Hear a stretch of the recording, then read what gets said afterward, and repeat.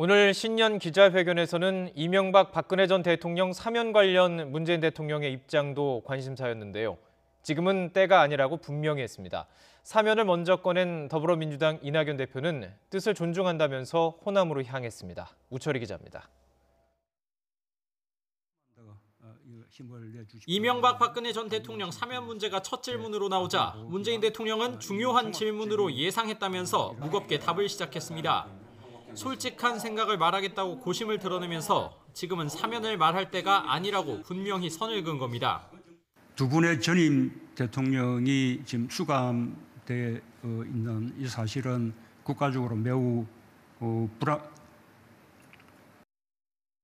불행한 사태입니다. 그래도 지금은 사면을 말할 때가 아니다라는 생각입니다. 문 대통령은 엄청난 국정농단과 권력형 비리로 인한 국가적 피해와 국민의 실망이 너무나 큰데 반성조차 없다고 이유를 설명했습니다. 언젠간 사면을 말할 시기가 오겠지만 국민적 공감대가 전제라면서 통합이 아닌 분열이 될 수 있다고도 했습니다. 과거의 잘못을 부정하고 또 재판 결과를 인정하지 않는 차원에서 사면을 요구하는 이런 움직임에 대해서는 국민들의 상식이 용납하지 않을 것이라 생각하고 저 역시 받아들이기가 어렵습니다.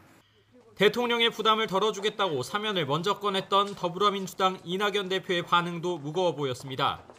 대통령의 뜻을 존중한다는 짧은 말을 남기고는 회견이 채 끝나기도 전에 광주행 열차에 몸을 실었습니다. 대통령님의 뜻을 존중합니다. 사면 관련 얘기도 방금 제가 말씀드렸죠. 이낙연 대표는 광주 국립 5.18 민주묘지에서 사면 완전 철회를 요구하는 시민들에게 둘러싸이기도 했습니다. 사면을 필두로 한 본인의 강점인 화합을 앞세워 최근 열세인 대권 지지율 반전을 노렸지만 무리수만 둔 상황이 된 겁니다.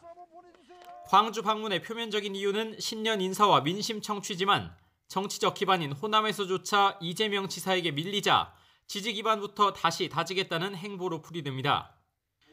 국민의힘과 국민의당은 대통령이 결단해야 할 사면을 국민들에게 떠밀었다고 맹비난했고 사면은 대통령의 고유 권한인데 국민 통합을 위해서 결단해야 될 문제지 이런저런 정치적 고려로 오래 걸릴 일은 아니라고 보고 있습니다.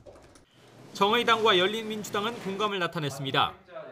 문 대통령이 확실한 입장을 밝히면서 향후 중대 변수가 나오지 않는 이상 사면 문제는 한동안 수면 아래로 가라앉을 전망입니다. YTN 우철입니다.